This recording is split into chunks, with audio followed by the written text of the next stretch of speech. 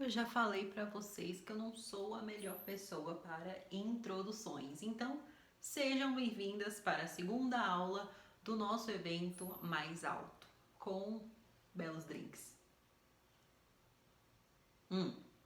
Vou deixar meu vinhozinho aqui de lado, porque quando tá regado a vinho, às vezes a gente não se responsabiliza por umas coisas que a gente diz. Então, vou deixar aqui e vou voltar aqui para nossa aula normalmente. Então, ontem eu tinha falado para vocês que hoje eu vou falar sobre alguns artifícios visuais da nossa imagem, algumas coisas que a gente comunica através da nossa imagem e qual que é a mensagem que a gente passa para as pessoas com tudo isso que a gente está usando. E eu vou explicar tudo isso para vocês, mas vale lembrar que essa é a nossa segunda aula. Se você não viu a aula passada, eu vou deixar o link aqui na descrição desse vídeo para você pegar a primeira aula. Mas se você não viu a aula de ontem, é bem possível que você não esteja no nosso grupo do WhatsApp, que é lá que eu mando todas as informações, mando todos os vídeos e, é claro, vou mandar a oferta que eu falei para vocês ontem. Vou mandar lá no grupo também amanhã, provavelmente por volta das 9 horas da noite, vai ser o momento que a gente vai começar. E eu vou explicar sobre essa oferta depois. Eu expliquei para vocês que já tem curso meu aí vendendo, já tem livro, já tem consultoria, já tem mentoria, já tem tudo funcionando. Mas eu tô querendo ajudar vocês que estão com alguns probleminhas para conseguir pagar, enfim. Então já vou soltar mais outro spoiler aqui, mais dois spoilers sobre o que vai acontecer amanhã, que é o seguinte: pela primeira vez em mais de 5 anos trabalhando com a internet, eu vou disponibilizar uma modalidade de um curso em que duas pessoas conseguem acessar e receber suporte. Eu já vi algumas pessoas comprando em dupla, só que só uma tem acesso, porque a gente compra, a pessoa tem acesso ao material complementar, ou enfim, aulas de videochamada, por e-mail. Então tem que ser de e-mail para e-mail. Quando coloca duas pessoas, geralmente só uma sai beneficiada. E dessa vez eu vou abrir para duas pessoas em que as duas ou podem pagar ou uma pode ganhar de presente. Fica à vontade. Eu resolvi fazer dessa vez no período do mês das mães, justamente pensando nisso. Você, mãe, que quer dar para sua filha esse presente, ou, aliás, ao contrário, né? Você, filha, que quer dar esse presente para sua mãe, ou se você quer entrar com a sua amiga, se você quer entrar com a sua prima, enfim, já fiquem sabendo que vai ser 2 acessos. E um outro spoilerzinho que amanhã eu vou explicar melhor como é que vai funcionar, mas o outro spoiler que eu quero dar pra vocês é o seguinte: pela primeira vez também, faz pouco tempo que eu abri a consultoria, vou confessar, mas pela primeira vez eu vou colocar ela de graça para as 3 primeiras compras de amanhã. Então, se amanhã eu vou iniciar as inscrições para o curso por volta das 9 horas, quem estiver no grupo vai receber o link de acesso para fazer a compra. Então, as 3 primeiras compras que tiverem, ou seja, as 6 primeiras pessoas, vão ganhar uma análise facial, que é a minha consultoria. Você vai ganhar ela de graça. As 6 primeiras, no caso, as 3 primeiras compras. Mas amanhã eu explico melhor tudo isso e vamos embora para o conteúdo, que eu sei que você veio aqui para isso. É o seguinte, essa questão de artifícios visuais, existem alguns padrões, mas que as pessoas não conhecem, que passam determinadas mensagens. Por exemplo, tem uma coisa que a gente chama de colorimetria. A colorimetria nada mais é do que o estudo das cores. E não tem como eu falar de colorimetria sem que eu toque no assunto de visagismo, que é o estudo das formas, basicamente. E antes que você se engane, como eu também já me enganei no passado, visagismo e colorimetria não são coisas atribuídas apenas à maquiagem, que foi quando eu conheci o visagismo. Não são coisas atribuídas apenas à maquiagem. E também não são atribuídas apenas às roupas, ao cabelo, enfim. Não tem necessariamente só a ver com o que a gente está usando, mas tem a ver também com tudo o que você consegue ver. Lembra do exemplo que eu dei ontem? Na época que a gente, né? Como se fosse a gente realmente. Mas na época que tinha selva e tudo mais, que as pessoas estavam sempre correndo perigo, né? Com leões, tigres, enfim. E eu expliquei pra vocês como que as pessoas detectaram que aquilo dali era um animal perigoso e como que elas começaram a se proteger. Justamente com alguns códigos visuais que elas começaram a coletar, digamos assim. Então, tem alguns códigos de hoje, por exemplo, que eu tenho quase certeza. Se eu falo pra você Pra pensar, se eu falo pra você na placa de pare, se eu falo pra você pensar nessa placa, automaticamente veio uma forma de losango na sua cabeça. Losango? Não, como é que é o nome? Hexágono na sua cabeça, no formato vermelho. E eu tenho quase certeza que se você vê aquela placa em algum outro lugar, mesmo que a palavra pare não esteja legível, você sabe o que aquela placa significa. Então essa parte do visual, tudo que a gente consegue enxergar, ela primeiro aconteceu, sem que a gente percebesse o que a gente estava fazendo, e depois veio alguém e explicou o que é que estava acontecendo. Então foi uma coisa que primeiro veio o ato e depois o que justificava aquilo dali. Assim como no caso dos animais que eu tinha falado pra você. Eu tenho quase certeza, se você vê garras e dentes afiados, você acredita que aquilo dali pode ser perigoso pra você. Isso por conta de coisas que a gente foi aprendendo ao longo da vida. E com isso, foram atribuídas também algumas noções, desde pequenininho, eu tenho certeza que você também já prestou atenção nisso, algumas noções que a gente foi tendo enquanto a gente foi crescendo. Por exemplo, quando você viu uma faca, quando você pensa numa faca, né, você logo associa a corte a um possível perigo, dependendo de quem estiver manuseando essa faca, como por exemplo uma faca numa mão de uma criança. Você pensa, caramba, meu Deus, eu preciso tirar a faca da mão daquela criança ali porque vai ser perigoso para ela. Então você já associa alguns códigos visuais a perigo. E não só a gente, como ser humano normal, né? Não só a gente usa isso no nosso visual, como também as marcas usam isso para expressar o que elas querem de acordo com a logo, de acordo com a cultura da loja, por exemplo. Se você olhar as marcas de luxo femininas, provavelmente você vai ver que a maioria delas é escrita numa letra muito mais suave, geralmente inclinada para a direita, inclinada, né, na diagonal. Isso porque linhas diagonais trazem uma sensação de sensualidade. Pode ver a Yves Saint Laurent, Louis Vuitton, a Gucci tem os dois círculos, que são formas um pouco mais femininas também. Tudo que tem curva ou é na diagonal, traços, linhas diagonais, tem esse padrão de ser mais associado à mulher, que passa justamente aquela leveza do movimento feminino, né? E no caso de marcas relacionadas à criança, por exemplo, Fisher Price, no momento só me veio Fisher Price na cabeça de marca infantil. Geralmente as logos são com letras mais arredondadinhas, a própria logo tem uma volta mais arredondada, justamente para passar uma sensação de segurança, como se dissesse para os pais, compra esse brinquedo e seu filho não vai correr nenhum risco mexendo com ele. Então isso é atribuído pra gente o tempo inteiro, desde sempre. A gente tá lidando com esses artifícios visuais sem que a gente perceba. Mas no estudo da colorimetria, começando por ela, voltando assim pra gente, pensa no seguinte, eu acredito que todos vocês saibam quais são as cores primárias. Mas caso você não saiba, amarelo, vermelho e azul. São essas as cores primárias. Por quê? Porque a partir dessas cores a gente tem todas as outras cores que você imaginar. Lógico, também com a adição de preto e com a adição de branco, né? Que são duas cores neutras. Mas essas são as três cores principais. E o que essas cores significam? Por que é tão importante a gente entender sobre elas? Principalmente as cores primárias e secundárias. Vamos supor, você tá... Começar pelo básico da maquiagem, só para vocês entenderem a importância de saber identificar essas cores. Você tá com uma olheira, por exemplo, uma olheira vou te dar um exemplo clássico, todo mundo entende esse exemplo. Vamos supor que você, assim como eu, tô falando aqui um pouquinho não é intimidade, porque todo mundo consegue ver. Mas é uma coisa assim que geralmente a gente não comenta. Eu acho, talvez, você que esteja me assistindo, talvez se você for como eu, que tem aquele dentinho levemente amareladinho, que a gente não gosta muito nem de confessar que a gente tem. Mas se você for como eu, que tem esse dentinho levemente amarelado, eu tenho certeza que a última coisa que você quer quando você tá se arrumando, quando você tá maquiando, é que esse amarelo desse seu dente fique ainda mais evidente. Tenho certeza que você não quer que isso aconteça. Quem é que quer ficar com dente amarelo? Ninguém, eu acho. Acredito eu. E por que eu tô te falando isso? O amarelo é uma cor primária, como eu falei pra vocês, amarelo, vermelho e azul. Ou seja, o amarelo, ele é uma cor fria. Nosso dente não é amarelo, é amarelo, meio alaranjado, enfim. É uma cor quente no nosso dente. O que nos resta na paleta de cores, na paleta de cores não, nas cores primárias, quando a gente tem, estamos lidando com a cor amarela.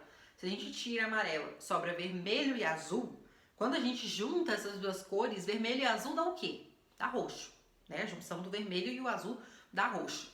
Ou seja, quando eu tô com o meu dentinho amareladinho, eu vou dar um exemplo de um batom que acredito que quase todas vocês conheçam. Mas em 2013, mais ou menos, 2012, talvez até em 2014, teve uma febre de um batom, que acho que o nome desse batom é Snobe, da MAC. Só que várias outras marcas lançaram a cor desse batom também. Era um tom de rosa bem claro, bem pálido, com um fundo azulado, um fundo frio. Que eu vi muita gente usando aquela maquiagem, muita gente. Inclusive, depois que eu passei a estudar sobre esse assunto, eu conheci maquiadoras que conversavam com noivas, por exemplo, que iam fechar pacote de dia de noiva, né? E aí a noiva falava, eu quero usar essa cor de batom. E um dos pré-requisitos que algumas maquiadoras falavam pra noiva era o seguinte: você pode usar esse batom, mas você vai ter que fazer o clareamento, porque eu não vou usar esse batom na sua maquiagem se for pra evidenciar o seu dente amarelo. Porque gritava. Por exemplo, eu do jeito que eu tô, quando eu tiro uma foto com uma luz boa, normal, você quase não nota que eu tenho o dente levemente amarelado. Pessoalmente, talvez seja possível notar, mas... mas quando eu tô, assim, ao vivo com as pessoas, você consegue notar. Só que, quando eu tô com batom vermelho, quando eu tô com batom nude, qualquer batom que você me veja usando, geralmente até disfarça a cor amarela do meu dente. Mas aquele batom com um fundo tão frio, ele contrastou demais, porque ele ficou levemente lilás. E o lilás nada mais é do que o roxo mais claro. Lembra que eu falei que quando a gente tira o amarelo das 3 cores primárias, o que sobra é o vermelho e o azul, que juntando ele dá roxo? Esse batom Snobe da MAC, basicamente, era isso. Era um roxo mais clarinho. Só que essa cor acaba se tornando uma cor complementar da cor amarela. Ou seja, qualquer cor fria, que é derivada do azul, perto do amarelo, vai contrastar. Aqui agora é porque vocês não conseguem ver. Porque não dá pra vocês verem aqui. Deixa eu ver se eu tenho alguma... Talvez isso daqui talvez ajude, talvez não. Vamos ver. Ó, isso daqui. Não vai fazer diferença nenhuma por conta da minha luz aqui. Mas talvez dê pra vocês verem quanto que isso daqui destaca. Ó, o amarelo destaca do lado do azul, que é o meu vestido. Talvez vocês consigam ver, talvez nem tanto. Mas, deixa eu ver se tem outro lugar aqui. Aqui, ó. Um rosinha, meio salmão. Perto do rosinha salmão, ele não destaca tanto quanto do lado do meu azul. Então, o que acontecia naquela época era justamente isso. As pessoas que tinham o dentinho levemente amarelado, nem precisava ser grande coisa, botando batom frio na boca, poderia nem ser aquele rosa, poderia ser um tom de roxo mesmo, um tom de vermelho muito frio, acabava deixando o dente mais amarelado, deixava a pele mais pálida, justamente porque estava errado. Quando eu vou dar aula sobre colorimetria, tem um exemplo muito clássico, que é da Rihanna usando esse batom especificamente. A Rihanna, todo mundo sabe que ela tem a pele, não sei se é caracterizada como pele negra, mas é uma pele mais escura, vamos dizer assim. Na minha opinião, é uma pele negra. Mas, não é porque ela é negra que ela não pode usar aquele tom de batom. Tem umas meninas de pele branca, eu, por exemplo, de pele branca, não posso usar aquele batom porque é tenebroso em mim. Tanto por conta do meu subtom de pele, quanto por conta do contraste que faz com o amarelo do meu dente, por exemplo. E mesmo pessoas que têm o dente branquinho, passava aquele batom e ficava com a pele parecendo que estava desbotada, porque dava muito contraste. Então, essas cores primárias e as secundárias, basicamente servem para você entender qual cor apaga qual cor acende qual, e misturando qual cor vai chegar em qual resultado. Basicamente isso. Então, por exemplo, quando você tá com uma olheira muito roxa, sei lá, você teve uma noite terrível de sono, e você quer sumir com essa olheira, e essa olheira é roxa. O roxo, a roxa não, geralmente é azulada, né? A olheira azulada. O azul a gente sabe que é uma cor primária, azul, amarelo e vermelho. Então, a cor que vai precisar para camuflar esse azul que está no seu rosto vai ser as cores que estão sobrando naquela paleta. E eu vou explicar por que isso acontece. Então, quando você pega sua olheira, tá? É azul. Você, o que está sobrando na paleta é o amarelo e o vermelho. A junção dos dois da laranja. Vai ser o laranja que vai camuflar a sua olheira. Mas por que ele camufla? Quando ele está lado a lado, o laranja e o azul, eles se destacam. Assim como o laranja e o amarelo, ele também se destaca. Porque são cores quentes do lado de uma cor fria. Mas, por que quando uma é misturada na outra ou é sobreposta, por que elas se anulam? Na verdade, na hora que a gente está camuflando alguma coisa no nosso rosto, elas são camufladas, né? Elas são anuladas, são canceladas. Mas quando a gente mistura essas cores, eu não sei se você já fez essa mistura na sua vida, mas quando eu era criança eu mexia muito com tinta, não sei você, talvez sim. E quando você mistura amarelo, vermelho e azul, a cor que você tem resultante é marrom. É um tom neutro de marrom. E eu não sei se você sabe como é produzida a base que você usa, mas a base que você usa tem esse mesmo princípio. Vermelho, amarelo e azul. Para chegar num tom de marrom, que aí é adicionado mais pigmento preto ou mais pigmento branco para clarear ou para escurecer a base. E depois é adicionada uma segunda quantidade, seja de cor vermelha, seja de cor azul, seja de cor amarela, para fazer a base para quem tem pele quente, para fazer a base para quem tem pele fria, para fazer a base que é de quem tem pele neutra. Então, essas cores que são adicionadas na sua base, por exemplo, quando a gente fala, eu tenho pele quente, isso significa que a base que você vai escolher, ela vai ter muito mais pigmento amarelo. Muitas vezes é amarelo e vermelho, para dar o tom certinho da sua pele, para quem tem aquela pele mais bronzeada, por exemplo. Então, a importância da gente entender a colorimetria é justamente para isso, para a gente saber como que as cores atuam. Porque provavelmente você já ouviu algum maquiador falando, você tem pele fria, você vai comprar uma base que tenha o fundo frio. Tá, mas e aí? E o resto? Pra onde que a gente vai com essa informação? Como que a gente acha essa base de tom frio? E não se limitando à sua base. É lógico, né? Tem corretivo, tem sombra, tem não sei o que, ok. Mas isso se aplica também à sua roupa. Talvez vocês já tenham visto falar em coloração pessoal, que no caso eu não tenho como fazer, porque a distância fica um pouquinho complicada, tanto material, e eu não sou especialista no assunto de coloração pessoal, que é pra você descobrir a sua paleta de cores, né? Primavera brilhante, verão, não sei o que lá profundo e tal.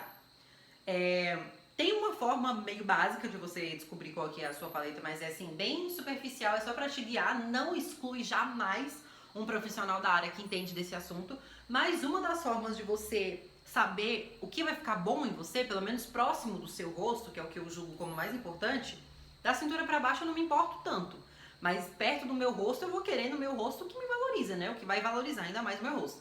Então, por exemplo, se você tem pele quente, provavelmente as cores que vão te favorecer são um bege puxado para amarelo, o marrom mais quente, a cor amarela em si, a cor vermelha, a cor laranja, dependendo do tom de rosa, se for um rosa mais aceso, talvez esse tom de rosa. E geralmente, só um spoilerzinho para vocês terem ideia de como é que isso funciona. As paletas de cores que tem o nome verão e inverno, geralmente são paletas de cores frias. As paletas de cores que tem o nome primavera e outono são paletas geralmente de cores quentes. Então, se você tem um tom de pele quente, por exemplo, muito provavelmente a sua paleta de cor ou vai ser primavera ou vai ser outono. Essa é a primeira coisa que você vai poder descobrir para saber qual cor que vai funcionar para você na roupa que você comprar. Sabe, talvez se você ainda não tenha entendido do que eu tô falando, talvez eu já tenha visto no TikTok, no Instagram, em Reels, em vídeo desse tipo, quando a pessoa pega um tecido, a pessoa geralmente tá com um negócio cinza na cabeça, né?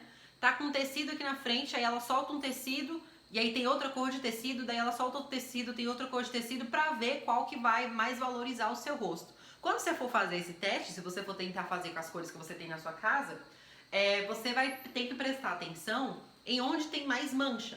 Por quê? Como é que funciona isso? Se eu sei que o roxo do lado do amarelo evidencia, provavelmente se eu tiver muita mancha roxa no meu rosto e se eu tiver um tom de pele, um subtom de pele quente, se eu botar se eu tiver um tom de pele, subtom de pele frio, se eu botar uma cor amarela perto do meu rosto, vai evidenciar ainda mais as manchas roxas que eu tenho no meu rosto e vai desvalorizar o tom da minha pele, por conta da composição geral. Então, essa parte de colorimetria, olha o tanto de coisa que a gente já inseriu a colorimetria na sua roupa, no seu cabelo também. Por isso que tem mulher que faz duas mulheres diferentes, mas fazem a mesma coloração no cabelo com o mesmo profissional, usando os mesmos produtos. Elas tinham o mesmo tom de cabelo, mas por que que uma fica tão bom e a outra fica tão ruim? Parece que até envelhece algumas quando fica loira e outras não envelhecem, parece que ficam até mais novas.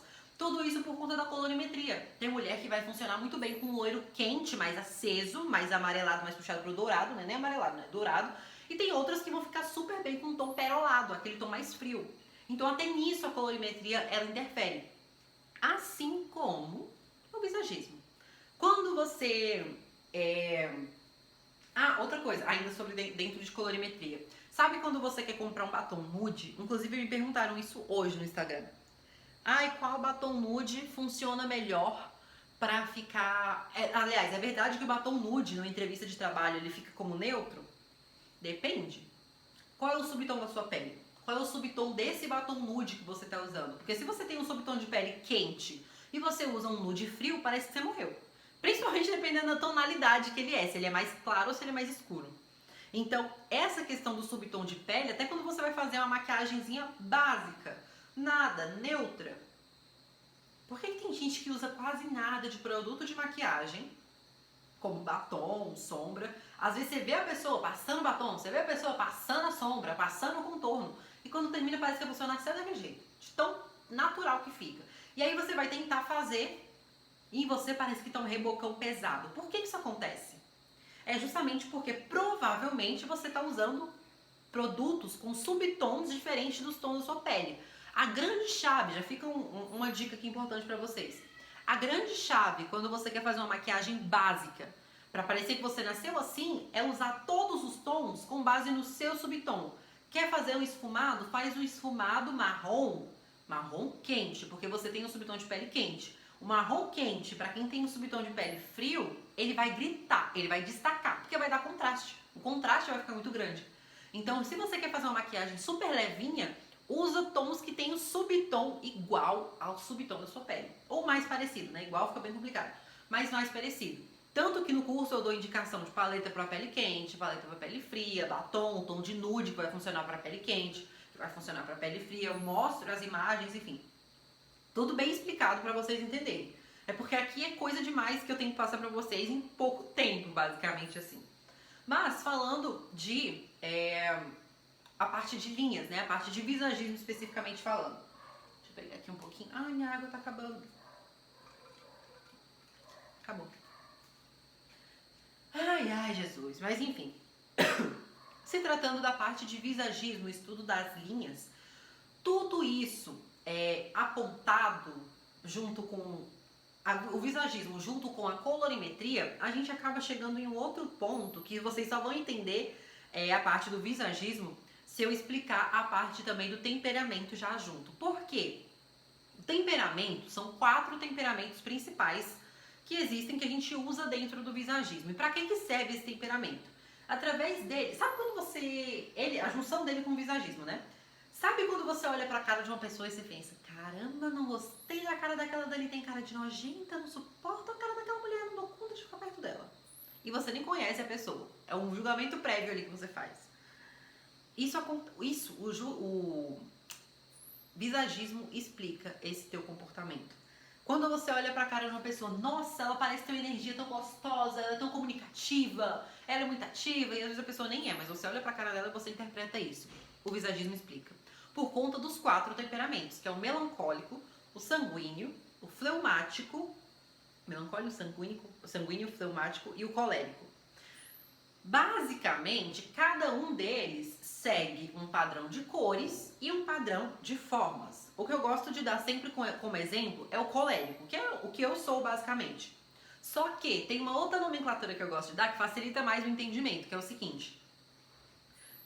Existe o temperamento visual natural, que é exatamente o que você vê no espelho quando você termina de banhar, que não tem roupa, não tem maquiagem, não tem nada. É você nu e cru ali na frente do espelho. Aquele é o teu temperamento natural visual. Tem o temperamento comportamental, que é o jeito como você fala, o seu tom de voz, o jeito que você se expressa, que tem a ver com o seu comportamento, naturalmente falando. E tem também o temperamento visual adicional, que você pode moldar, que é justamente o que eu faço. Que você molda, você é colérica que quer parecer sanguínea, você é colérica que quer parecer melancólica. Eu, visualmente falando, tecnicamente, eu estaria mais pro lado do melancólico, melancólico criativo. Justamente porque eu gosto muito de ficar sozinha,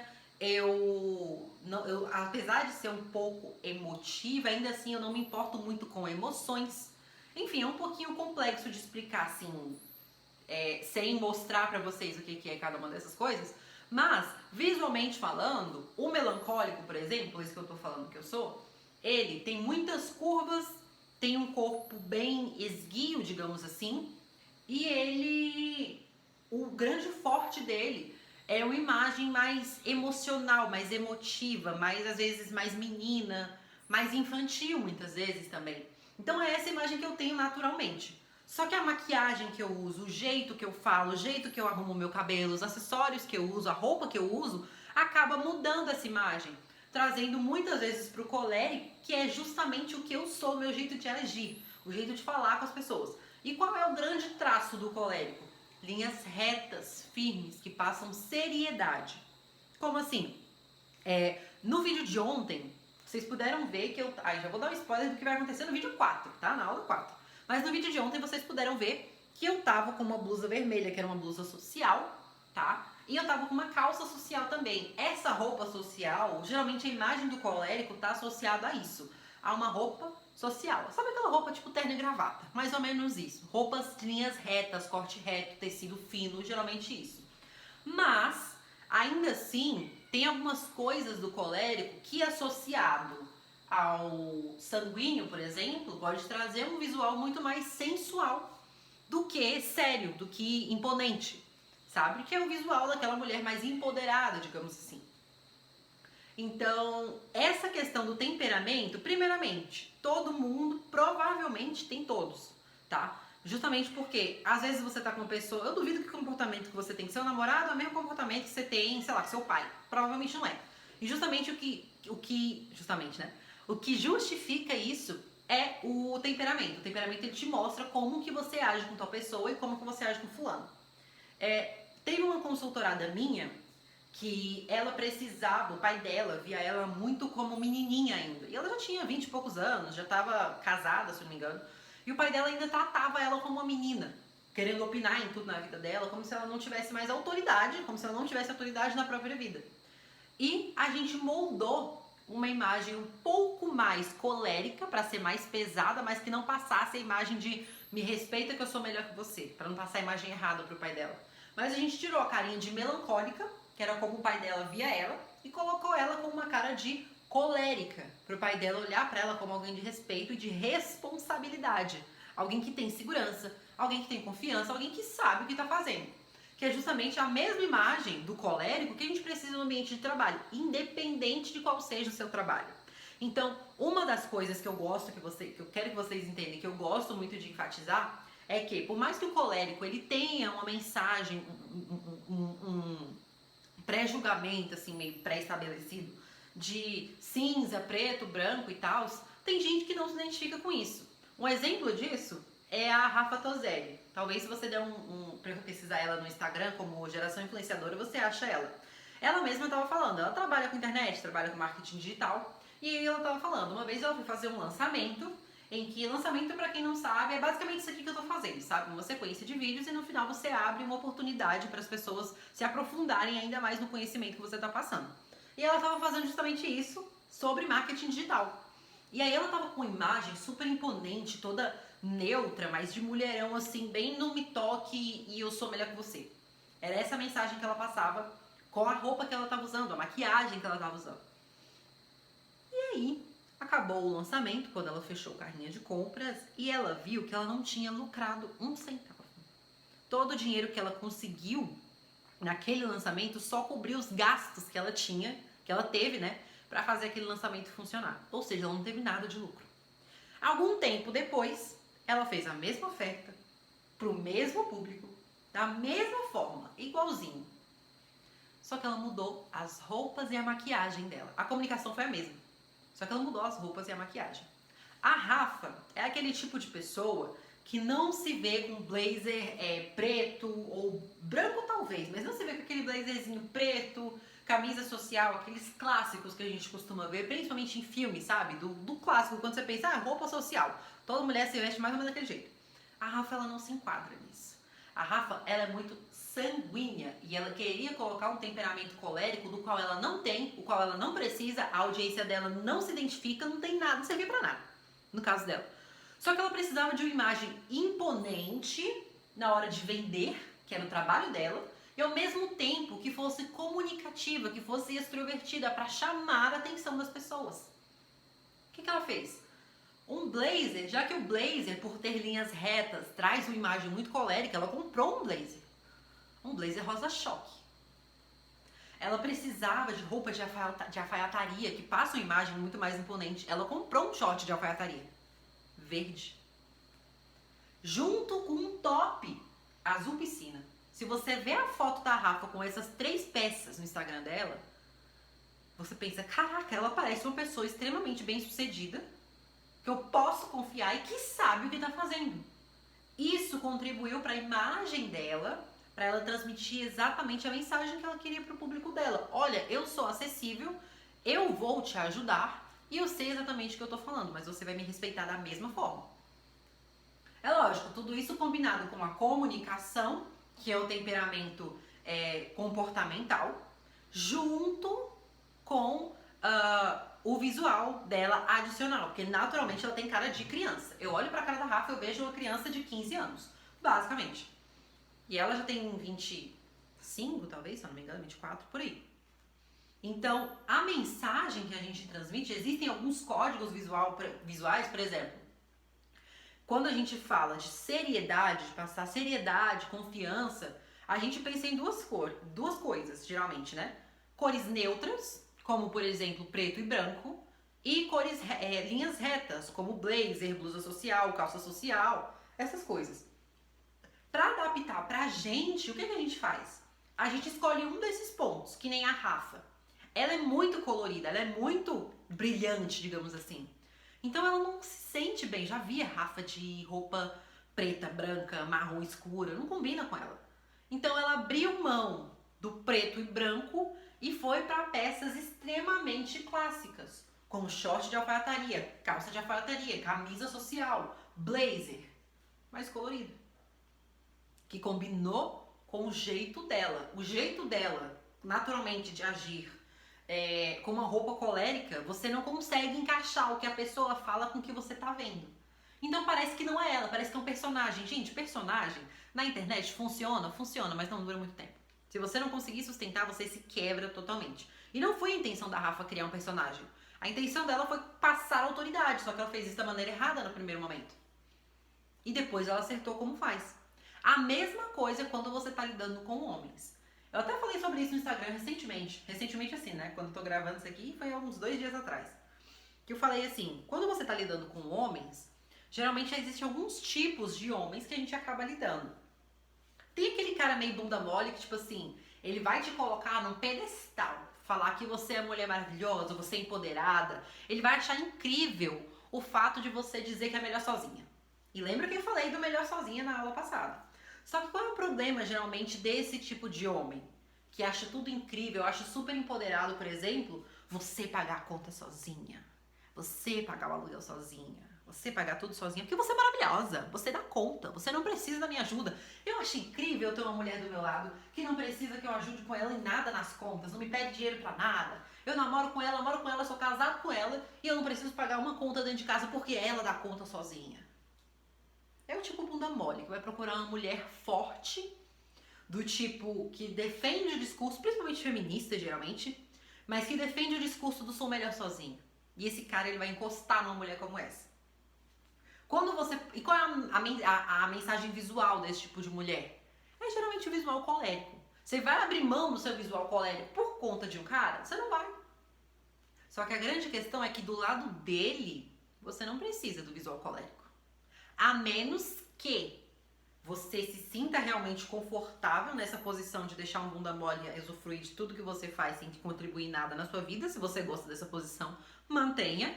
Mas se você não gosta, porém, você quer do seu lado o tipo de cara que vai meio que gerar uma competição saudável entre vocês, do tipo, eu quero fazer mais que ela. E aí você vai sentir a necessidade de fazer mais que ele. E vai ficar aquela coisa o tempo todo, um querendo fazer mais que o outro. Se for questão, por exemplo, de fazer dinheiro, cada um fazer mais dinheiro que o outro, é maravilhoso. Agora, se for só pra ficar jogando um na cara do outro, aí pode virar problema.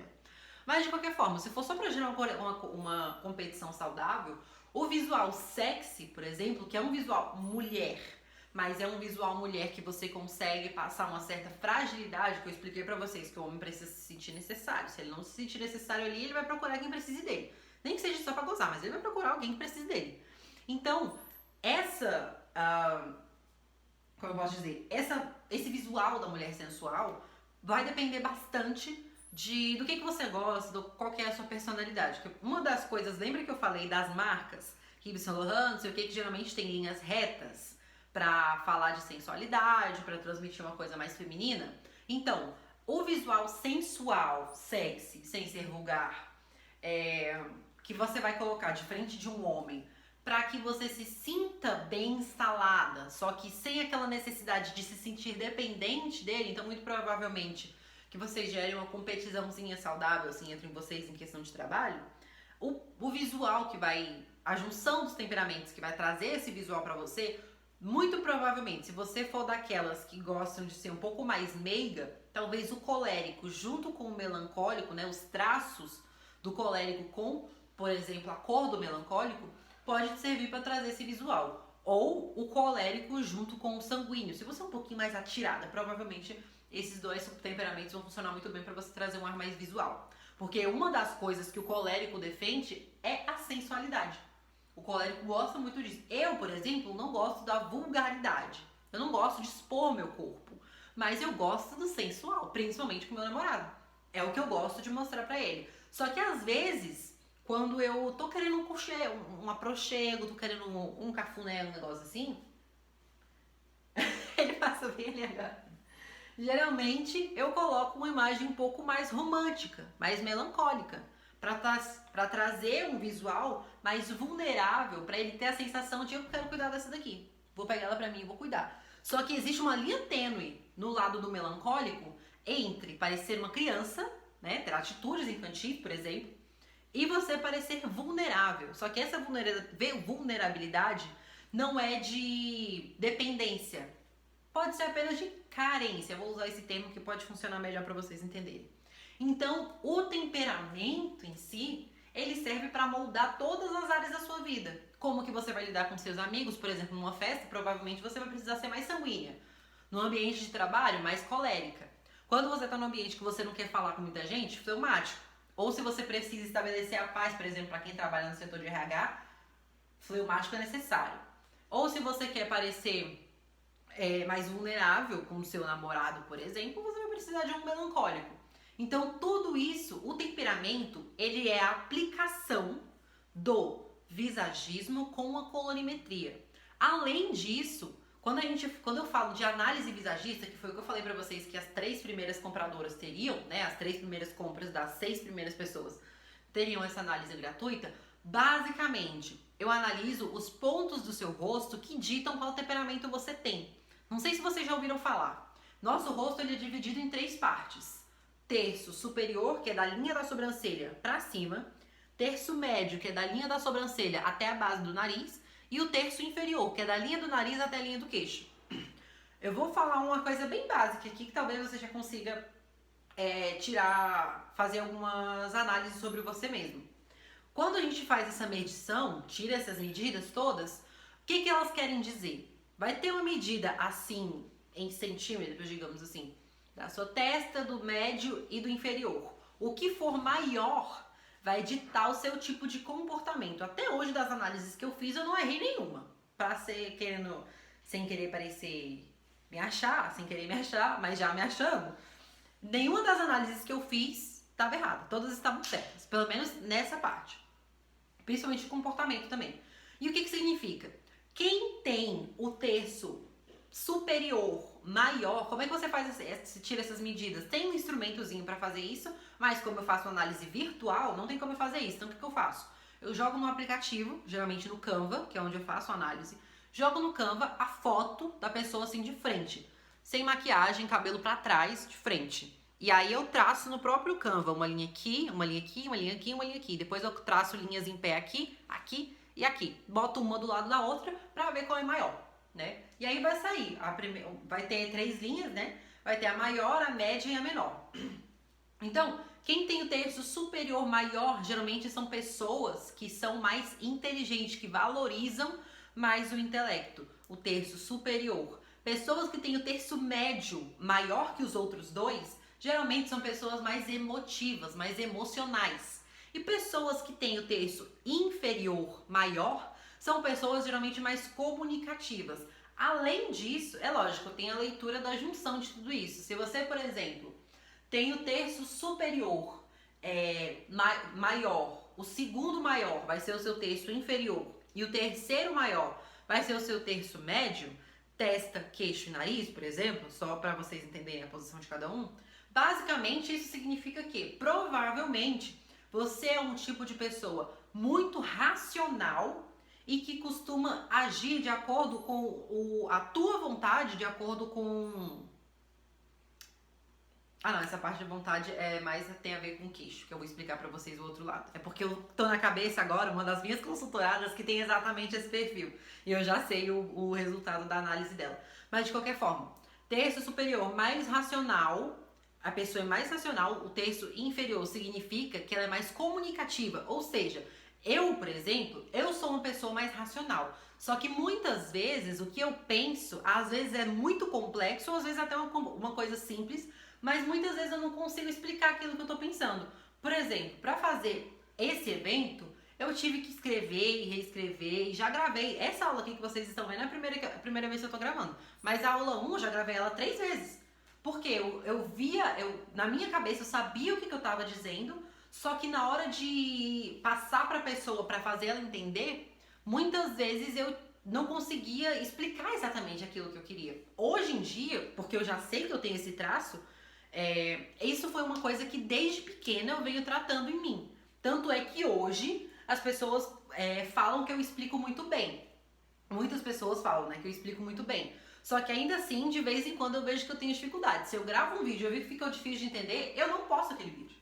Porque meu objetivo, se eu posto um vídeo que ninguém entende, qual é o sentido de eu postar alguma coisa? A mesma questão é aqui. Se eu tô falando alguma coisa que você não entende, por isso que eu deixo o grupo aberto enquanto a aula tá acontecendo. Por isso que eu acompanho as mensagens aqui de vocês em tempo real do chat aqui do YouTube. Pra eu saber se vocês estão entendendo ou não. Se for necessário gravar mais um vídeo aqui nesse evento, eu gravo. Sem problema nenhum. Se vocês não entenderem alguma coisa que eu falei. Mas eu sei que isso é uma característica minha. Mas quem tem o terço superior maior e o inferior maior significa que são pessoas mais inteligentes, que valorizam o intelecto, são pessoas mais racionais, não necessariamente inteligentes, tá? São pessoas mais racionais e que se comunicam muito bem. Então, geralmente tem um perfil de liderança. São pessoas que pensam em soluções de problema muito rápido, por exemplo, e conseguem transmitir essa missão. Você vai fazer isso de maneira muito mais fácil. Entende? Então, essas interpretações que a gente faz, por exemplo, uma pessoa que tem o terço médio maior, essa pessoa é muito emotiva. Se ela tem o terço médio maior e o inferior grande também, muito provavelmente essa pessoa é muito emocional, muito emotiva e fala demais. Sabe aquele tipo de pessoa que você chega perto dela e não dá 2 minutos, você já sabe até o CPF dela? Provavelmente as medidas dessa pessoa falam isso. E além disso, ainda tem a interpretação visual que a gente faz de perfil da pessoa. Quando o seu nariz é mais projetado para frente e ele ainda acompanha o desenho da sua testa, ou seja, ele faz mais ou menos a mesma inclinação, geralmente significa que você é uma pessoa muito ativa, você age com muita facilidade, a sua ação ela é muito rápida. Então pode ser que você seja até um pouco impulsiva.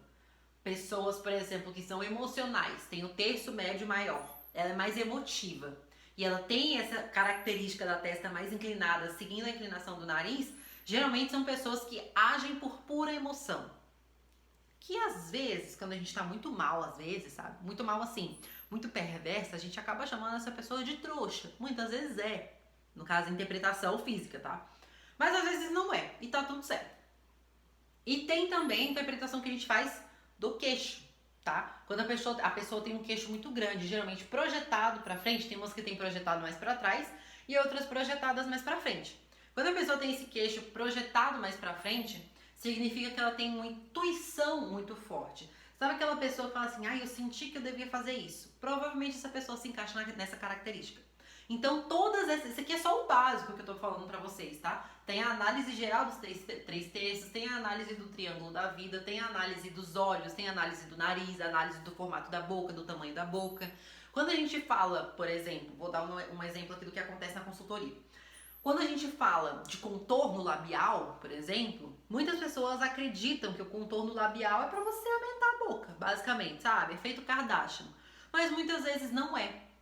Quando uma pessoa tem um lábio que é um pouquinho mais grosso de um lado e do outro lado é mais fino, a gente usa o contorno para acertar isso, para trazer simetria para o nosso rosto. A beleza que a gente fala, o se vestir bem, o se maquiar bem, o arrumar bem o cabelo, muitas vezes não tem a ver com um padrão pré-estabelecido, que nem eu expliquei na aula passada, que essa história de padrão nem que não tem, né? Eu expliquei para vocês isso na aula passada.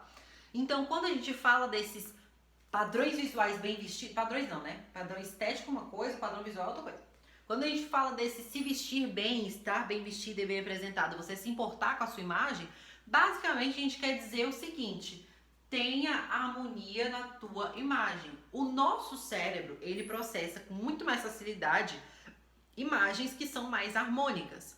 Por exemplo, eu sei neste momento que a câmera, ela não tá no enquadramento que eu gostaria, porque eu queria que ela estivesse reto com a parede, mas eu sei que ela tá numa configuração que de certa forma traz até uma harmonia para a imagem. Eu tô vendo aqui no quadro, que eu vejo que ele tá reto aqui nessa lateral. Se eu não me engano, essa parede aqui também tá reto, aqui também tá reto, nessa daqui, ó, da porta. Aqui tá tudo reto, só o teto que não tá configurado certinho, né? Mas se eu faço isso aqui,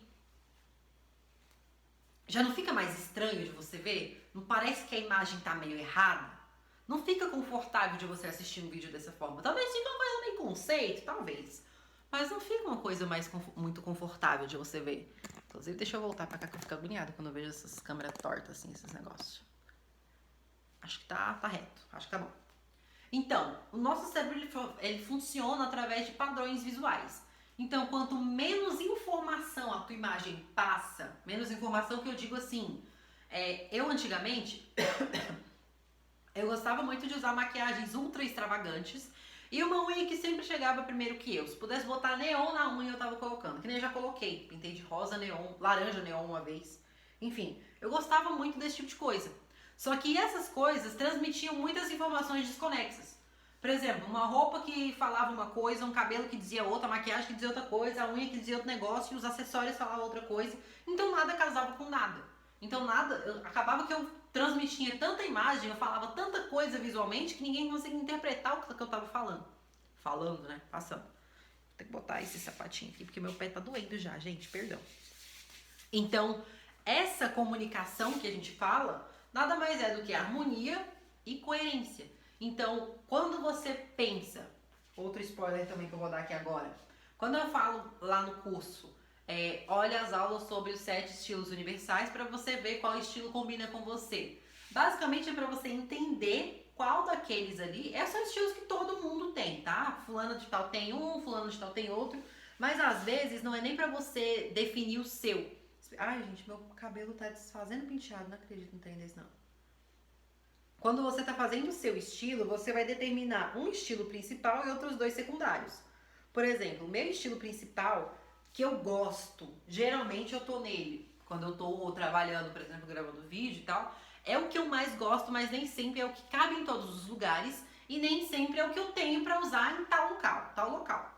Que é o estilo clássico. Eu sou apaixonada por moda clássica. Hoje em dia, que é aquele tecido de alfaiataria, é aquela calça de alfaiataria pantalona que desce reto, é blusa social, é blazer, essas coisas. Eu gosto desse tipo, linho, alfaiataria, enfim, tecidos mais encorpados, de cortes mais precisos. Esse é o estilo clássico. que inclusive durante muito tempo foi a marca que mais representava esse estilo foi a Chanel, que hoje em dia a Chanel tá uma coisa terrível, com uns top cropped de não sei o que não tem nada a ver com a marca. Mas enfim, esse é o estilo que eu mais gosto. Só que tem muito local que aquilo dali não cabe. Não faz sentido estar com uma roupa daquela em alguns locais. E aí tem os estilos complementares, que é o sexy, é o romântico, é o... Aliás, é o sensual, é o romântico, tem vários outros. Só que agora de cabeça eu não me lembro.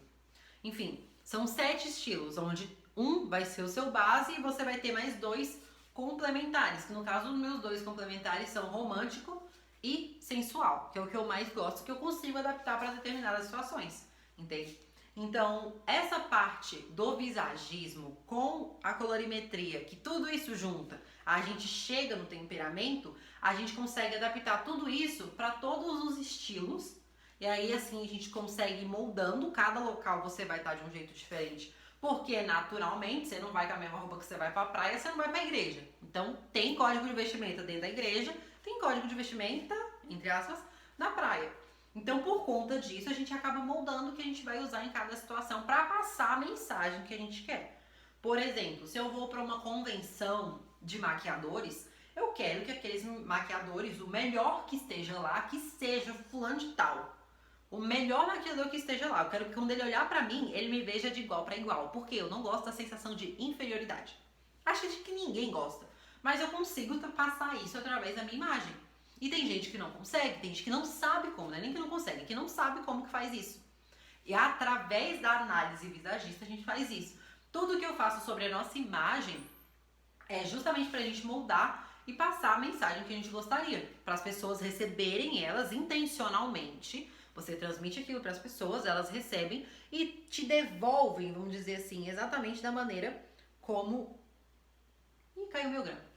Exatamente da maneira como você planejou que ela faria. Por exemplo, eu quero chamar a atenção de um homem que seja exatamente no padrão que eu tinha falado aqui. De ser aquele tipo de homem que quer me ter pra cuidar de mim no sentido de proteger, enfim, ser o tipo de homem protetor. E eu quero esse tipo de homem pra mim. Lembra que eu falei na aula passada sobre a interpretação dos homens ao verem as mulheres com determinados tipos de roupa? Você vai querer aquele homem que vai interpretar a sua roupa como se você fosse um produto para usar e ser descartado, ou você vai querer que o homem interprete visualmente você como o tipo de mulher que ele vai pegar e vai levar pro resto da vida? Acredito que seja a segunda opção. Então vai ter códigos de vestimenta para essa opção aqui, para você chegar neste resultado, para ter esse tipo de homem que vão te levar para esse resultado. Códigos de vestimenta. Que no caso desse daqui vai te afastar desse objetivo.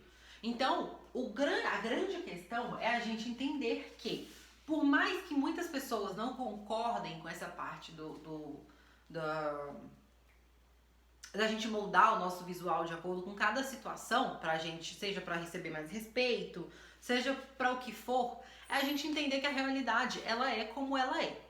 Uma coisa que uma vez eu falei no TikTok e me criticaram bastante por falar isso, é o seguinte: a realidade, ela é uma só. Não tem como fulana falar assim, ah, mas é porque na sua realidade isso acontece porque você é assim assado. Porque na minha realidade, gente, a realidade é uma só. Existem condições diferentes. Por exemplo, uma pessoa que está lá na África, a condição de vida dela não permite que neste momento ela tenha tanto acesso a informação visual e que tenha tanta importância quanto tem para você neste momento que tem acesso à internet para poder assistir esse vídeo aqui, por exemplo. A realidade é a mesma. Tanto que poderia lá ter esses mesmos recursos que a gente tem aqui. Mas a condição de lá é diferente da condição que você tem aqui. Então, por essa razão, a realidade é uma só. Então, o discurso do vai ter que me engolir, que vai ter que me aceitar assim, ninguém vai aceitar. Ninguém tem a obrigação de fazer isso. Como eu disse, você pode e deve fazer o que você quiser. Mas saiba que o resultado que você vai ter é de acordo com a realidade. Muitas vezes não é de acordo com o que você quer. Às vezes é meio pesado a gente falar isso, ainda mais a forma como eu falo, que eu sei que às vezes eu tenho uma forma muito incisiva de falar, mas eu sei que é pesado falar. Só que é como é. E minha vida, ela realmente começou a andar depois que eu entendi isso. Porque muitas vezes eu ficava assim, nossa, mas por que isso está acontecendo comigo? Por que as pessoas não me levam a sério? Por que, sei lá, meu pai também, durante muito tempo, meu pai me tratava como se eu fosse a filhinha, a menininha do coraçãozinho dele pro resto da vida. Eu sei que eu vou ser. Só que tem momentos que não dá pra me tratar dessa forma. Porque eu sei o que eu estou fazendo na minha vida, eu já sou uma mulher adulta, eu sei o que eu faço. E às vezes não cabe. Só que o comportamento que eu tinha com meu pai era exatamente esse, da menininha filhinha do papai. Por quê? Qualquer probleminha que surgia, papai. Ah, preciso de papai. Mesmo que meu pai não tenha dinheiro, né, no caso. Papai. Quando eu parei de fazer isso, meu pai me enxergou como uma mulher. Uma mulher que tem um pai que ama muito ela e tudo e tal, mas que ela é independente. E às vezes isso é bom, às vezes é ruim, porque às vezes eu penso, nossa, eu poderia falar isso aqui com meu pai, só que eu penso, não, mas se eu falar isso aqui com ele, ele vai achar que eu ainda sou aquela menininha do passado, eu não sou mais ela. E eu quero que ele continue com essa imagem aqui minha. Então se eu for pra esse lado de cá, vai ter uma imagem completamente diferente. E às vezes é necessário. Eu não tô dizendo, gente, que vai ser super fácil. Tudo a partir de agora vai ser super fácil. Eu tô dizendo que vai ficar mais fácil de você entender o que está acontecendo. Depois que você passa por todas essas informações aqui, você começa a entender como que a cabeça das pessoas funciona em relação ao teu visual. E com isso, é aquela coisa do uma vez que você vê, você não consegue desver. Isso vai ficar na sua cabeça. Você pode, inclusive, se você quiser, acabar esse vídeo aqui. Pode esquecer que eu existo. Mas quando aconteceu uma situação na qual você sentiu que algo não aconteceu por conta do teu visual, aí você vai lembrar de mim. Aquelas, né? Você vai lembrar de mim. Mas é sério, eu falo isso porque foi exatamente como aconteceu comigo. Quando eu ouvi falar sobre feminilidade, por exemplo, que é um dos assuntos que eu trato dentro do livro, eu trato dentro do curso, que é como a mulher é tratada diante da sociedade, como que a gente consegue mudar esse padrão que vem acontecendo há muitos anos. Eu falo sobre isso no livro, como que a gente faz isso. Quando eu ouvi a primeira vez sobre aquele assunto, eu fiquei... Ainda mais que eu era feminista também, né? Eu fiquei, ai meu amor, para de falar abobrinha, escrava de macho aí falando coisas, que inclusive que falam de mim hoje em dia. Ai, tá falando merda aí, vai morrer no negócio. E aí acontecia determinadas coisas que eu falava, caraca, ela tinha razão, isso realmente acontece. E aí acontecia uma coisa aqui, outra coisa ali. Aí por acaso, um dia eu decidia testar alguma coisa que ela falava e aí dava certo. Eu ficava, vou ter que dar o braço a torcer. Mandei pra aquele lugar, agora vou ter que dar o braço a torcer. E é exatamente assim que funciona. Eu já falei, aquelas, né? Já falei sobre isso no TikTok, mas eu gosto de ressaltar que a imagem que eu quero passar para as pessoas não é de coleguinha, principalmente em rede social. E eu sei que eu já fiz isso. E eu sei que às vezes eu ainda faço isso, eu ainda cometo esse erro. E depois eu colho os frutos, né? Igualmente, como eu falei, eu também não tô livre da lei do ação e reação. A cada coisa que a gente faz, a gente tem uma reação daquilo dali. E eu também sou, às vezes eu sou vítima, às vezes não, sobre desse assunto. Mas eu tenho consciência do que eu tô fazendo. E lá no TikTok eu falei, eu não sou o tipo de pessoa que quer parecer sua amiguinha. Você que tá me assistindo, você que, sei lá, quer entrar no meu curso, queira entrar pra minha consultoria, eu não sou a amiguinha, eu não sou a coleguinha. Eu não sou a pessoa que vai dizer o que você quer ouvir. Não sou essa pessoa. Eu sou a pessoa que vai chegar pra você e vai te falar a verdade. Eu sou a pessoa que vai tirar a venda dos seus olhos, que todo mundo, gente, desde criança a gente tem a mente moldada, influenciada na mídia, na política, enfim, com todas as coisas que a gente tá vulnerável durante a nossa vida, a gente sempre é moldado a certas coisas, a interpretar certos padrões. Tanto pro bem quanto pro mal. Nesse caso aqui é pro mal. Que a gente acaba aprendendo certas coisas de que a vida é assim, não pode ser mudada. A vida é como é, mas ela pode ser mudada. Tem coisas que a gente consegue mudar, sim. Então eu sou a pessoa que vou te mostrar essas coisas. Eu não vou chegar pra você e falar... Ai, meu cabelo tá bagunçado. Eu não vou chegar pra você e falar, é sobre isso e tá tudo bem. Não tá tudo bem. Se você não tá feliz, se você não tá bem, se você só tem problema, se você só reclama da sua vida, se você só vê o lado ruim das coisas, não tá tudo bem. E eu sou a pessoa que vou vir te falar, dá um pescotapa assim, levanta, queria ver na cara, vai fazer alguma coisa. Eu sou a pessoa que não fala o que você quer ouvir, mas eu falo o que você precisa ouvir.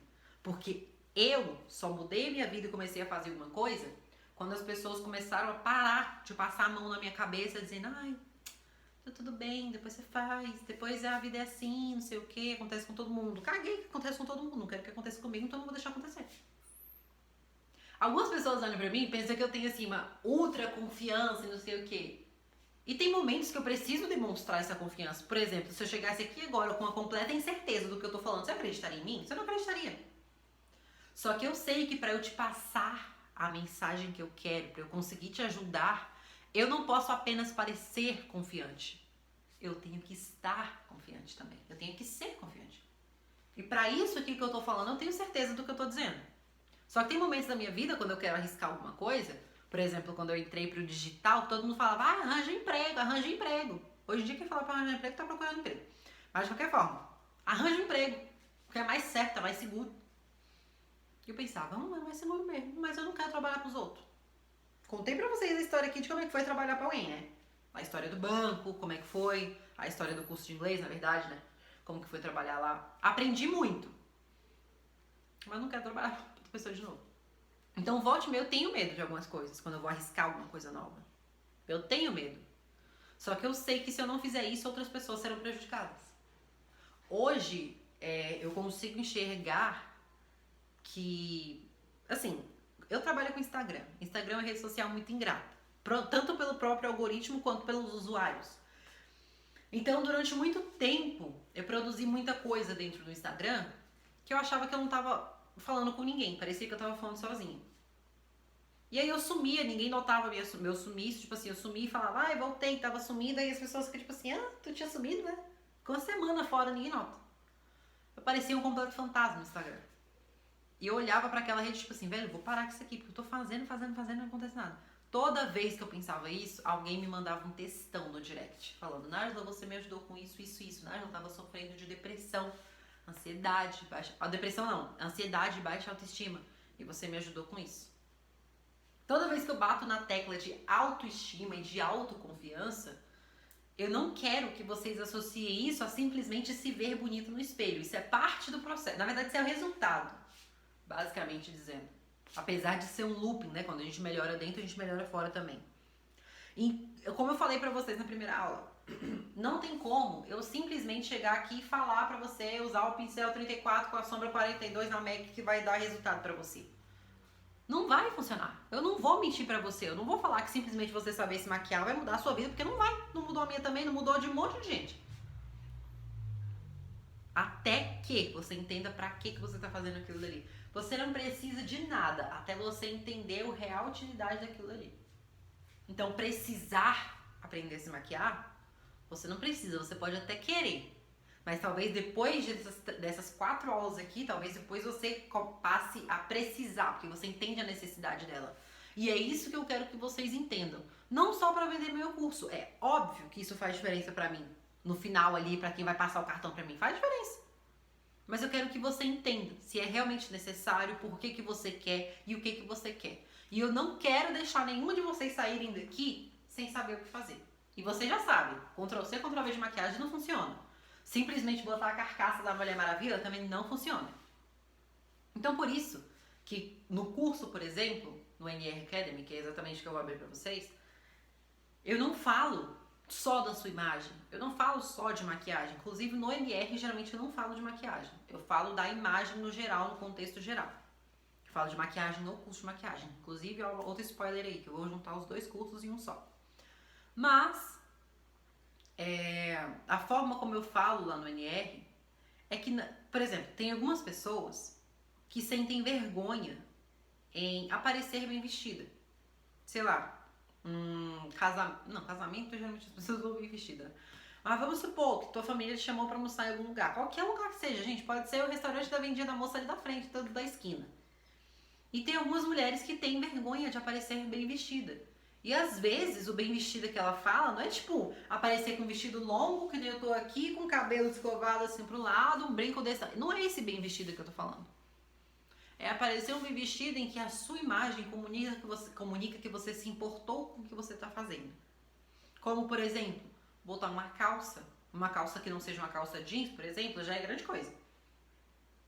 Bota uma blusinha regata, por exemplo, tipo um body regata, alguma coisa assim. Botar isso e botar uma rasteirinha. Fica uma imagem muito bonita, elegante. Isso transmite uma mensagem que você se importou com o que você está fazendo. Mas tem gente que tem vergonha de fazer isso, porque acha que vai virar o centro das atenções e tem medo de receber atenção.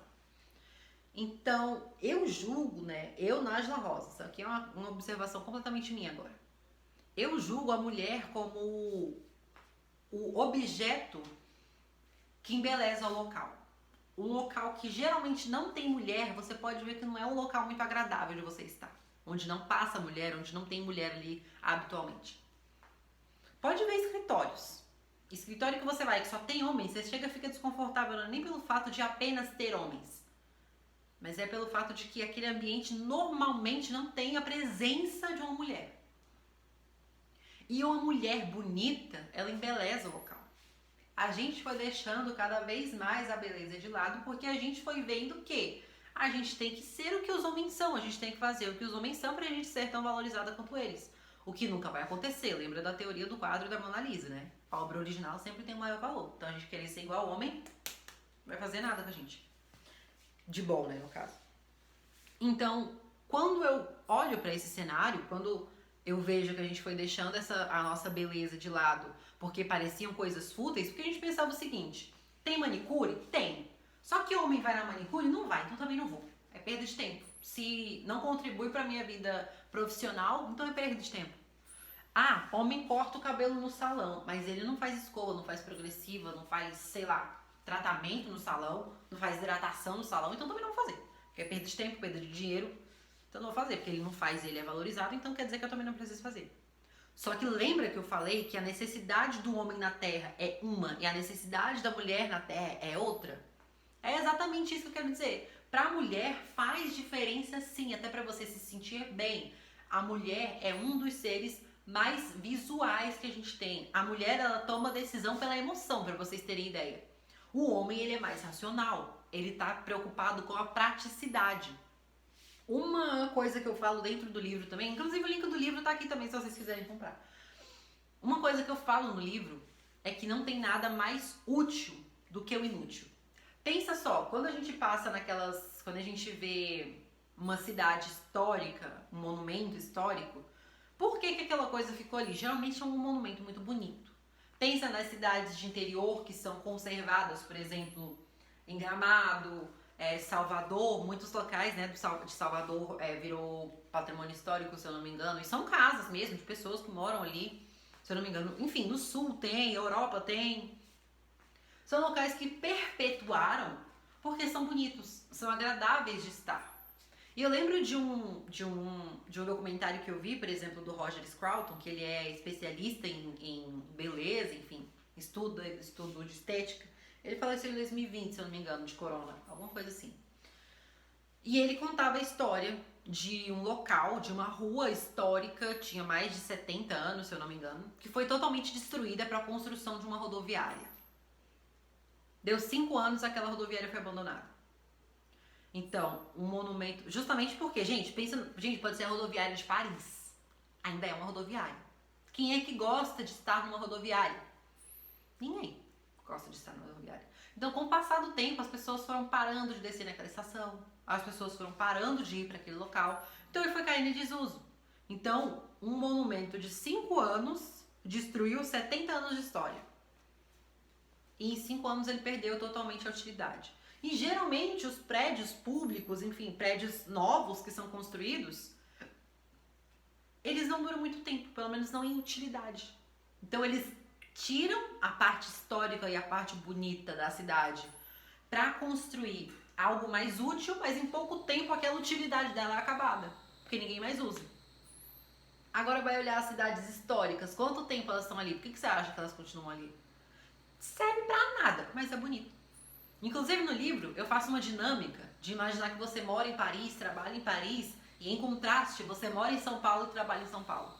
A diferença. Eu queria muito que todas vocês lessem esse livro para vocês entendessem, para vocês que entenderem, né, a diferença de interpretação de como que é a sensação de você estar num lugar. Quem é que gosta de estar em lugar bonito? Quem é que gosta de estar em lugar sujo, feio, abandonado, escuro? Não é muito melhor você estar num lugar que é cheiroso, é organizado, é bonito. Não precisa ser caro, gente. Eu não tô falando de dinheiro.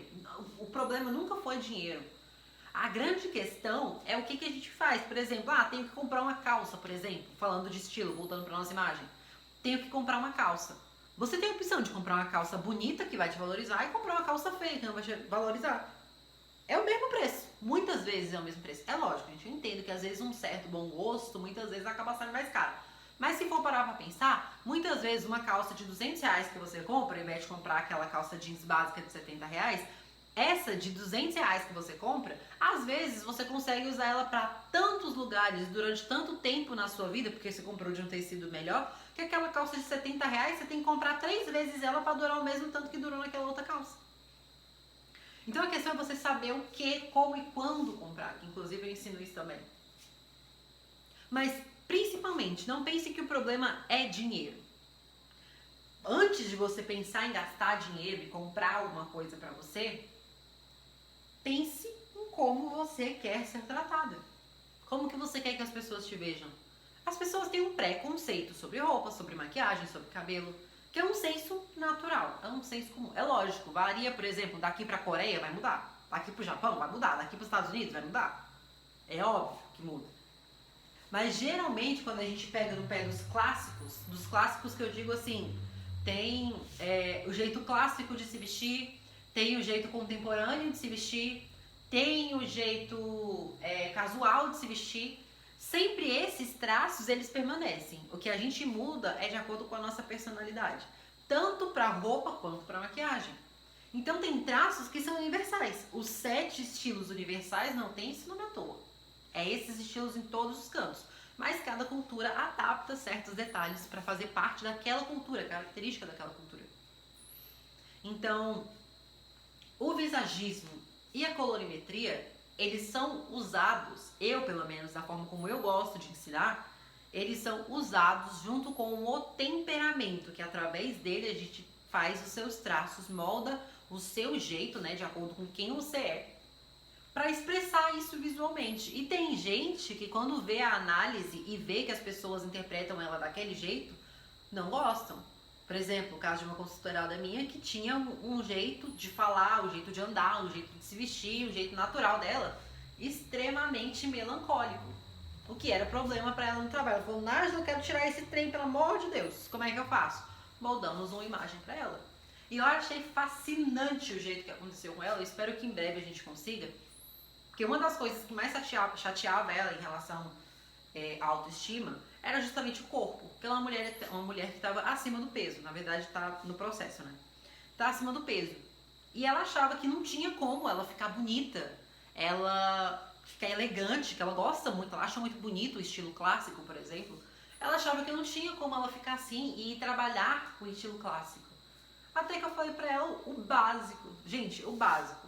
Toda mulher, eu acredito, que toda mulher deveria ter essa. Eu não sou muito fã de jeans, mas nesse caso até combina. Eu não sou muito fã, mas eu uso, tá? Volto meio capaz, porque a gente não pode falar que a gente não gosta de uma coisa na internet, que aí o povo já acha que é aquele extremo, né? Tipo eu falar eu amo minha mãe e as pessoas interpretam que eu odeio meu pai. É basicamente esses dois extremos. Mas eu não sou muito fã de calça jeans, depender de mim eu já não compro mais. Mas combina muito bem. Calça jeans, blusa social branca. Blusa branca, camisa branca. Toda mulher fica bem com aquilo. Toda mulher. Mesmo que não esteja na tua paleta de cores. Toda mulher fica bem com aquilo. É lógico, depende da largura da sua calça, depende do modelo da sua calça, ok. Aí você insere a tua personalidade, o que você gosta. Mas no geral funciona para todo mundo. E vai desde o casual até o ambiente de trabalho. Então são coisas básicas que às vezes as pessoas não percebem que fazem diferença no seu visual, na forma como as pessoas vão te tratar. Às vezes é uma pequena informação de moda que faz diferença no seu visual. E eu, que já trabalhei durante um tempo, fui modelo durante um tempo, acabava que a gente aprendia sobre esse tipo de coisa. Não é à toa que modelo não tem unha grande, geralmente, né? Não tem unha grande, não usa esmalte de cor forte, geralmente tem o cabelo, geralmente tudo na mesma altura. Tem o cabelo de cor natural, que é mais valorizado no mercado de modelos. Mercado de moda, né? No caso, mercado de modelos. Parece que é venda de modelos. Então, esses padrões, eles não são à toa. É justamente por quê? Por que pedem a modelo tão natural? Independente do formato do corpo dela.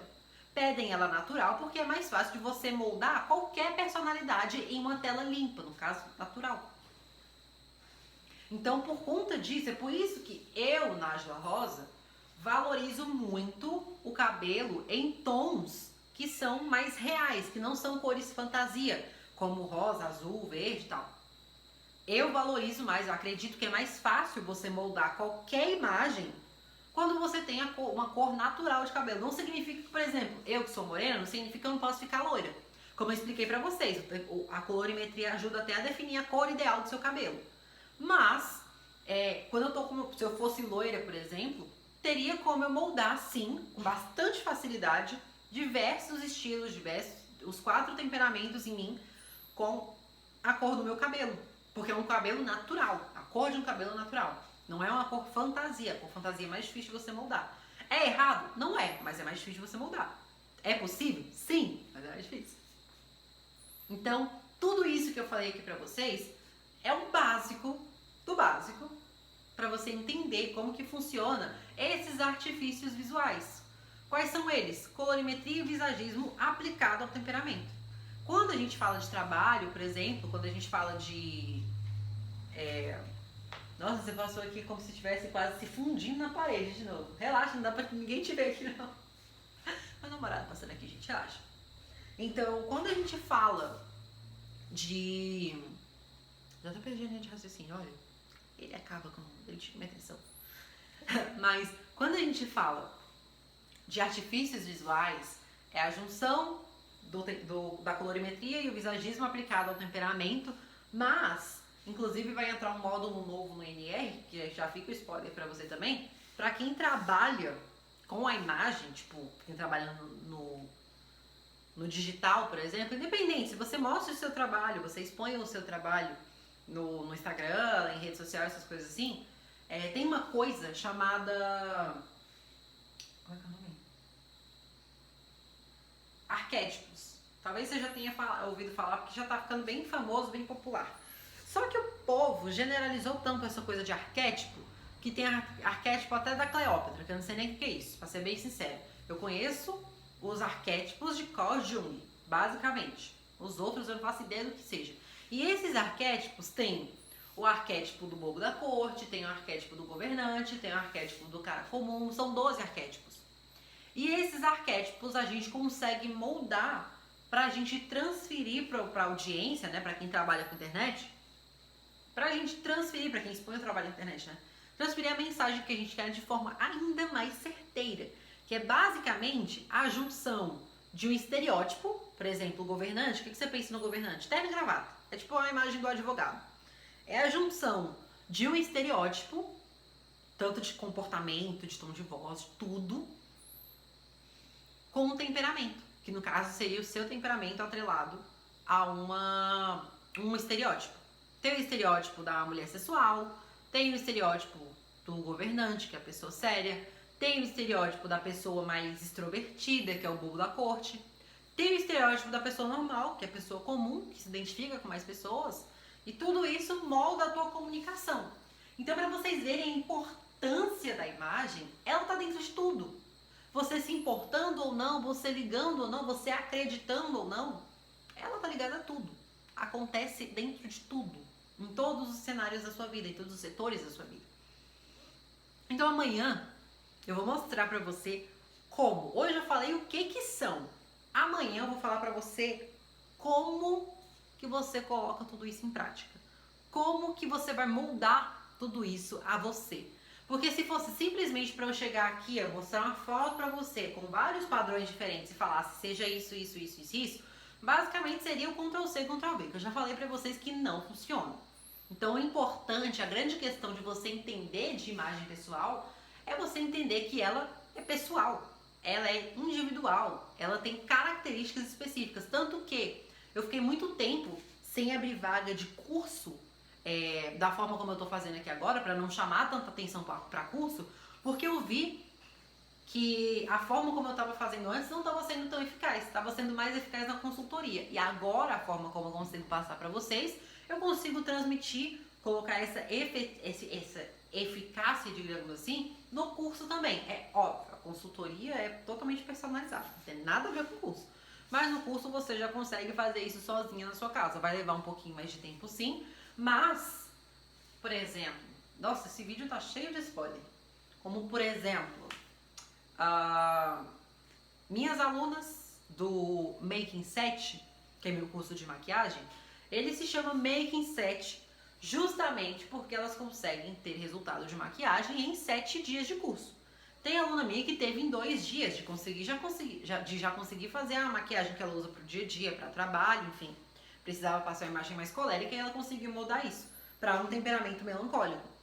Então, esses moldes que a gente vai fazendo, por mais que seja um curso que eu não consiga fazer análise visagista de cada uma de vocês, especificar cada uma de vocês, a forma como eu te ensino lá dentro, te dá a oportunidade de você conseguir fazer sozinha isso em casa.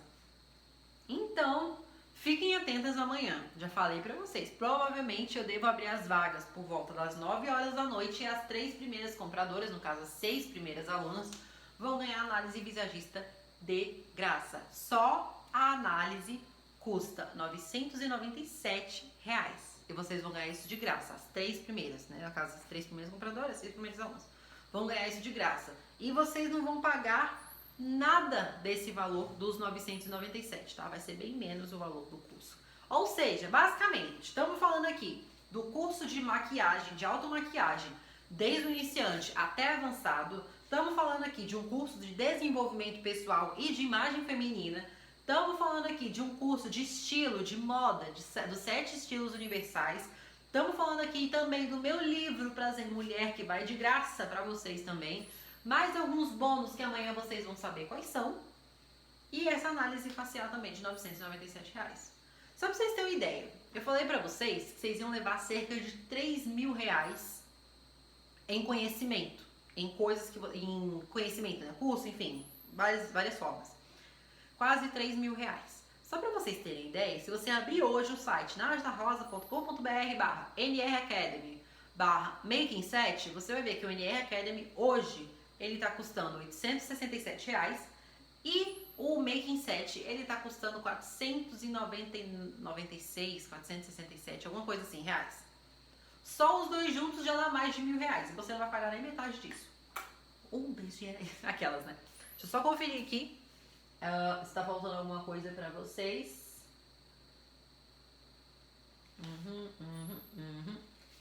Não, tá tudo certinho. Não esqueçam que amanhã a gente tem aula novamente, que eu vou mostrar como que você faz isso. E a nossa aula de segunda-feira. Lembra que eu falei pra vocês, desde a primeira aula, tem alguns artifícios visuais que estão sendo usados nesses vídeos que eu vou explicar sobre eles na segunda-feira, na nossa live ao vivo às 8 horas, tá? Na nossa aula ao vivo de segunda-feira às 8 horas. E as oportunidades para você entrar no curso vão estar disponíveis a partir de amanhã, tá? Que eu já vou liberar a página para vocês entenderem tudo como é que funciona. Não percam nossa aula de amanhã e eu espero vocês amanhã aqui. Tchau, tchau!